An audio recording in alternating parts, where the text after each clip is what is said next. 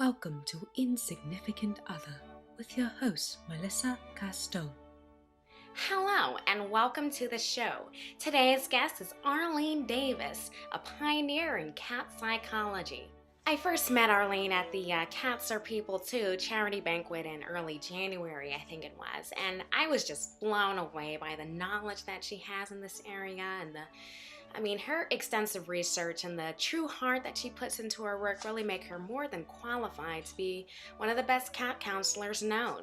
Arlene, so glad you can be here today. Thanks, Melissa. It's a pleasure. So I guess you can just start by explaining what you do.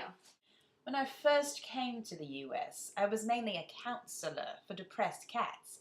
Lately, this has expanded into other psychological issues that they suffer from.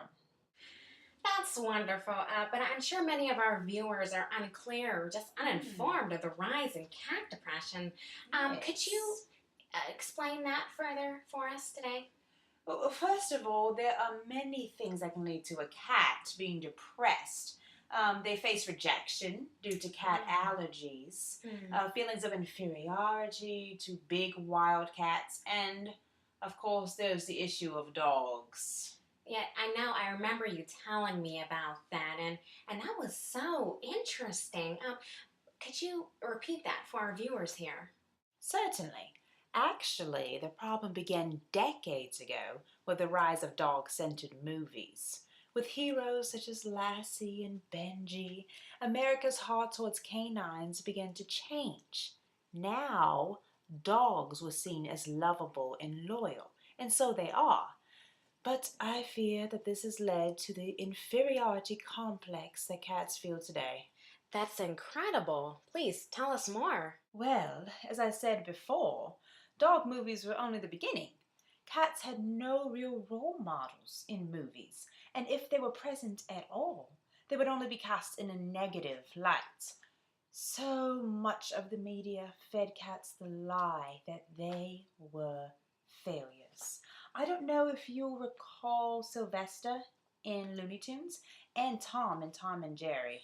Now, with those cartoons, I always thought they held quite the cruelty towards, birds and mice. True, but what helped in that area caused an equal amount of damage for cats. Startling. Exactly what I thought. But this pales in comparison to the great cat demise of the late 70s, with the introduction of the Garfield comics.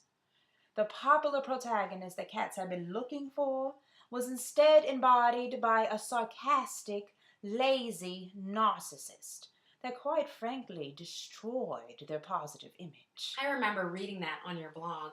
I'm one of your 3 subscribers, and I was just shocked to hear that. It's very shocking. And right now I'm dealing with the negative effects of that in counseling. The comics have just really lowered the cat's self-esteem.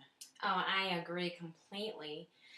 Now, you spoke of negative effects. How do you deal with those in counseling? One important thing in counseling is just to let the patient talk. I don't use drugs or highly complex methods because they just need to be heard. There's a lot of frustration, a lot of guilt, so much that needs to be understood. Okay, do you find it hard to let them talk considering that they can't, talk? Everyone talks, Melissa, but not everyone has the luxury of words. That's beautiful. I think I'll put that on a plaque. Thanks so much for joining us, Arlene. It was so great having you on the show. I appreciate you giving an ear to my and their voices.